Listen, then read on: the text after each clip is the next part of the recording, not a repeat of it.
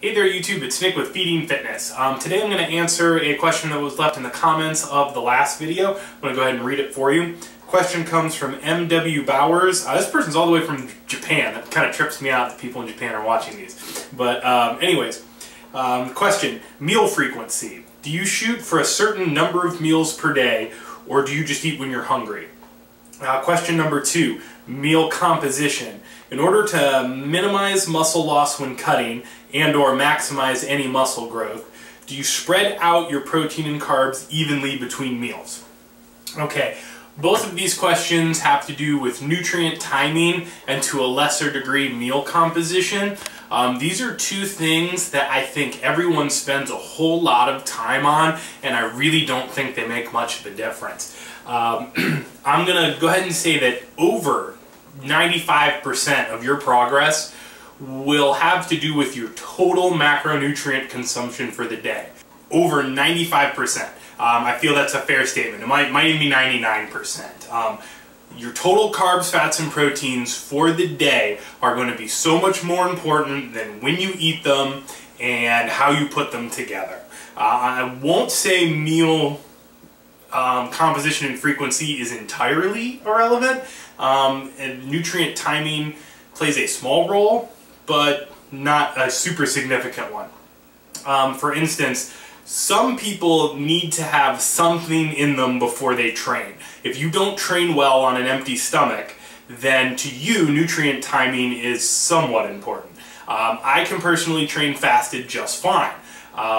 Also, we should be trying to at least eat a meal within a reasonable amount of time after a workout. Now, I know you've all seen the guy at the gym that as soon as he does that last set of bicep curls, checks his watch because he only has 20 minutes to get his protein in before his anabolic window closes. That's all complete bullshit. There's no truth to that, but you should look to eat a meal with some protein in it within a few hours of working out. But again, it's not critical if you don't do that every single time. It's not like the whole workout was wasted.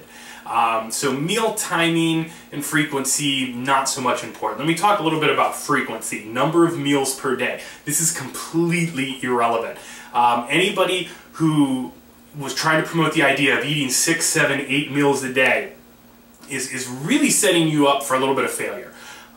Most people I know do not do well eating that many times a day. There was a part of my life where I was eating 6 meals plus a shake every day, and it wasn't good for me.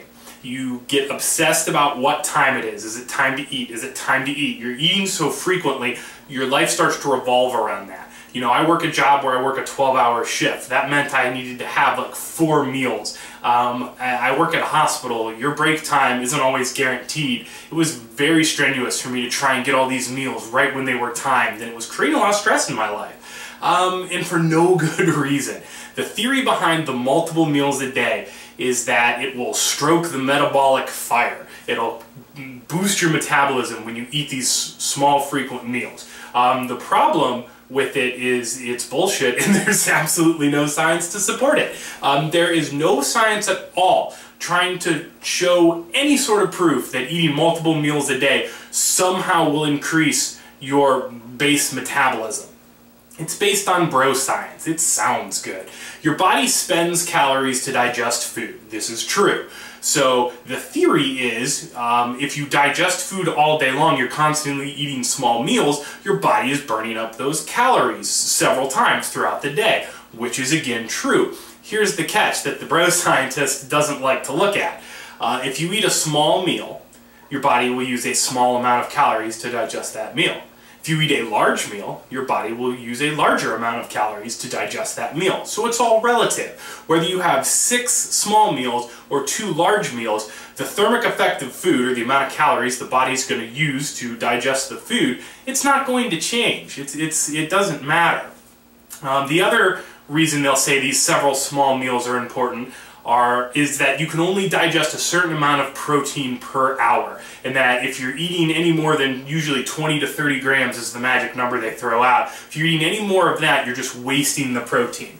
Well, once again, there's no scientific evidence of this. Sure, there is a finite limit on the amount of protein your body can digest per hour, absolutely. But to think that if you overconsume that protein just vanishes, it doesn't. It sits in your stomach. Your body will eventually get to this food. Think about it this way. We've all been out at 2 or 3 in the morning and gotten some Taco Bell, probably on a night that we were drinking. Then the next morning at 10 a.m., you wake up and you vomit. And boom, there's the Taco Bell from last night. Your body will take as long as it needs to digest this protein. Anybody saying otherwise simply doesn't understand the science. I really won't even entertain an argument with you because your position scientifically is so weak. It is based purely on bro science, and people often, when confronted with this and you ask them, well, show me some science, their science is, well, these IFBB pro bodybuilders do it that way, so that's the way I'll do it.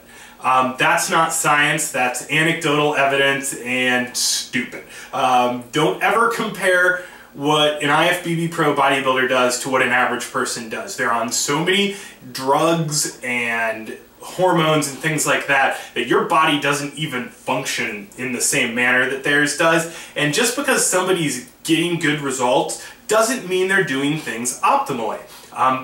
It just doesn't. So that's not a good reason to do anything.